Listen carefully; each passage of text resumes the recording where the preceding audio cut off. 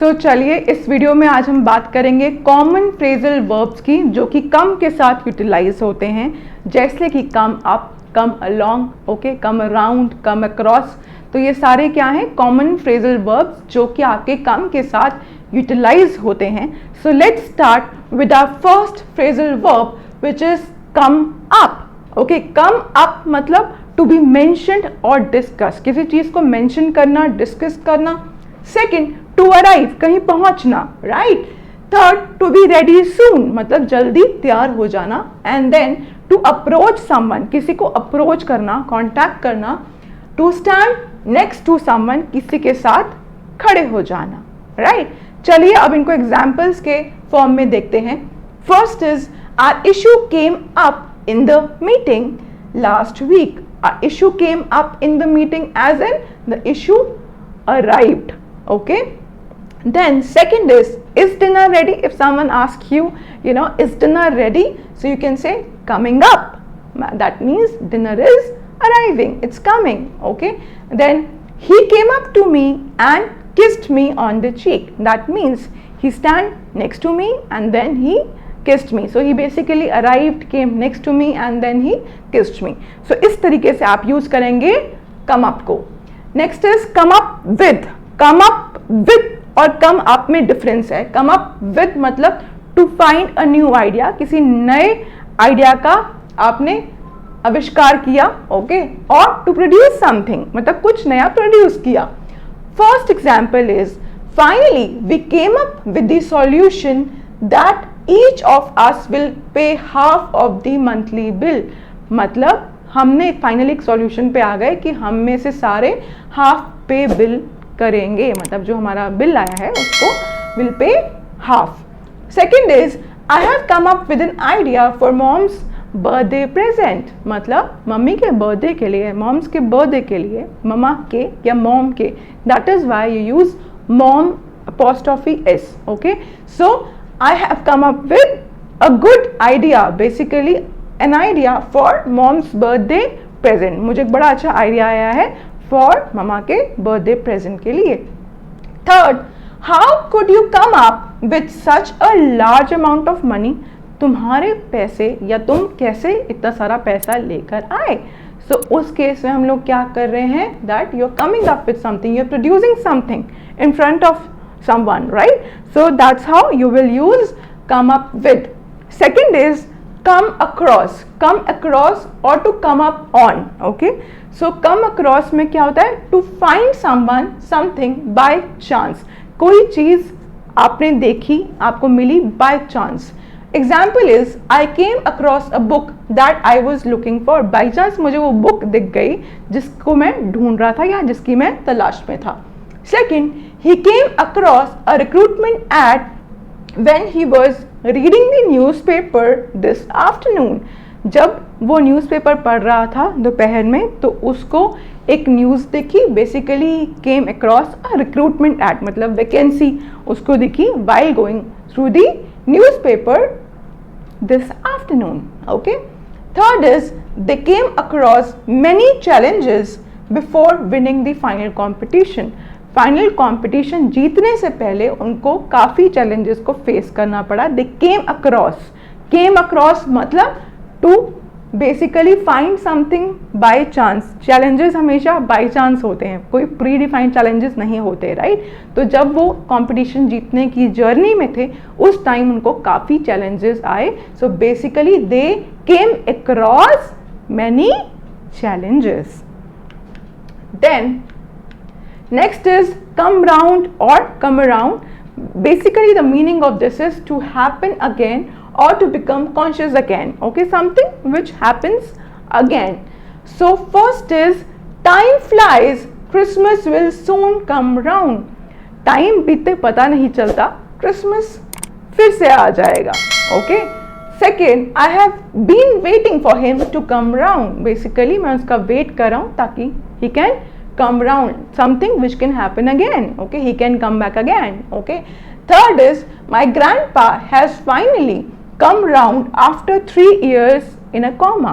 So basically my grandfather has finally come round, मतलब वापस he is back on track after he was there for 3 years in coma. So something which is happening again like previous. Okay, so in the previous existing state जो उनकी थी exactly वो वैसे हो गए हैं after coming back from coma, like for after 3 years. Okay, next is come about. Come about again मतलब to happen. So how did the coincidence come about? ये incidence कैसे हुआ? My confused feelings for him have come about since he texted another girl. जैसे ही उसने किसी और को message किया, जो मेरी confused feelings थी, they have come up. Okay, then so उसको क्या बोलेंगे? They have come about. Sorry, it will not be come up, it will be come about. Third is a breakup came about in a way that I could never imagine. मैंने imagine भी नहीं किया था कि हमारा जो breakup होगा वो इस तरीके से होगा. It will happen like this. So it will come about. मतलब ऐसा होगा, है ना. इस केस में ब्रेकअप हो चुका है तो क्या बोला? Our breakup came about. Okay, so इसलिए कम का जो क्या हो गया है? Came. Next is come along. Come along means to go somewhere with someone or to make progress. किसी के साथ जाना. Okay, for example just go ahead, I will come along. मैं भी चलता हूँ. ओके, चलो मैं भी चलता हूँ. Then second is your writing skills have come along so far. यहाँ पे come along का मतलब क्या है? Progress. Okay, it signifies progress, to make progress primarily. So क्या मतलब है? Your writing skills have come along so far. Okay, काफी improvement आ गई है. Although he joined the class quite late, but he has come along very well. Okay, so हालांकि उसने class late join करी but फिर भी उसने काफ़ी प्रोग्रेस कर ली है. Then come out. Come out मतलब रिवील करना, ट्रुथ रिवील हो जाना या to appear. Okay, first is the sun comes out after a dark night. Okay, एक काली रात के बाद, एक अंधेरी रात के बाद सन कम्स आउट. ओके, तो उस केस में हम क्या बोल रहे हैं कि सन निकला किसके बाद? एक डार्क नाइट के बाद. तो इसके लिए क्या हुआ? Appear. Okay, it is being used in context of appear. He has decided to come out to his parents. So basically इसका मतलब ये है कि he has decided to reveal the truth to his parents. Third is don't worry about the scandal, the truth will come out soon.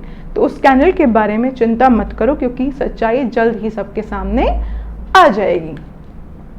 Then next is come back. Come back as in to go back to a place or to happen again. Like for example, my puppy has finally come back after 3 days. My puppy has finally come back after 3 days. मेरा puppy जो है, मेरा जो पेट जो है वो finally वापस आ गया है आफ्टर 3 days. पपी यानी कि डॉग का baby. Alright, all of my memories came back after watch this short video. So after watching the short video, all my memories came back. The next day he came back to me and he said sorry. अगले ही दिन वो मेरे पास आया and मुझे sorry बोला. Next is come over. Come over मतलब come over to my place, right? So for example, इसका मतलब क्या है समझ लेते हैं. To visit someone's house for a short time. Okay, example क्या है? Would you like to come over for lunch? क्या तुम लंच के लिए आना चाहोगे?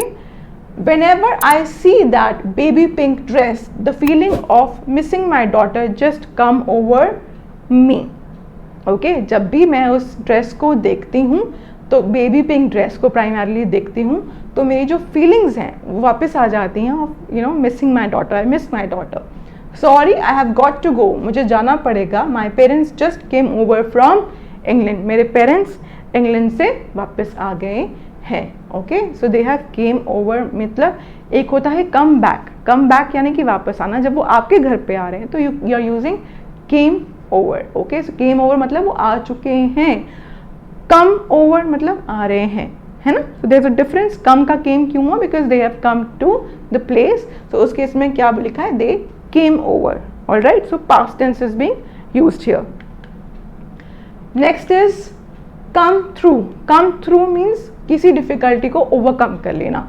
Example, the city has come through after the terrible earthquake, एक टेरिबल अर्थक्वेक के बाद सिटी हैज़ कम थ्रू, मतलब it has finally overcome a difficult or dangerous situation and it has become better. दूसरा क्या मीनिंग होता है? To arrive by telephone or radio or after some official procedure. अब इसका example भी हम देखेंगे। The message has finally come through, मतलब मैसेज आ गया है, चाहे वो रेडियो से आया, चाहे वो टेलीफोन से आया या किसी ऑफिशियल प्रोसीजर से आ गया है। After the 2-hour discussion the contest results came through, 2 घंटे के डिस्कशन के बाद जो फाइनल कंटेस्टेंट के रिजल्ट्स हैं वो आ गए हैं, मतलब जो कॉन्टेस्ट हुआ था उसका रिजल्ट केम थ्रू। ओके, तो इस केस में वो डेंजरस सिचुएशन की बात नहीं कर रहे हैं, basically it means to arrive. Okay, next is come apart. Come apart means to be separated into pieces. For example, our new dryer has come apart, I will return it to the store. मैं तो return कर दूंगा अपने new dryer को क्योंकि it has come apart. Our मतलब कि हमारा जो न्यू ड्रायर है वो टूट गया है, it has been separated into pieces. Second is Jack's car, Jack की जो कार है came apart in the car crash, जो कार क्रैश हुआ उसमें उसकी गाड़ी के चिथड़े उड़ गए, so it got separated into pieces. Third is don't sit on that chair, it will soon come apart. इस चेयर पे मत बैठो, it will soon come apart, मतलब it will be broken into pieces. Okay, this is how you can use come apart.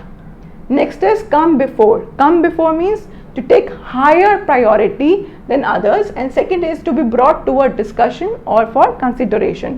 First example, she is such a selfish girl, her needs always come before anything else. वो काफ़ी selfish लड़की है और उसकी need सबसे पहले आती है, so it comes before.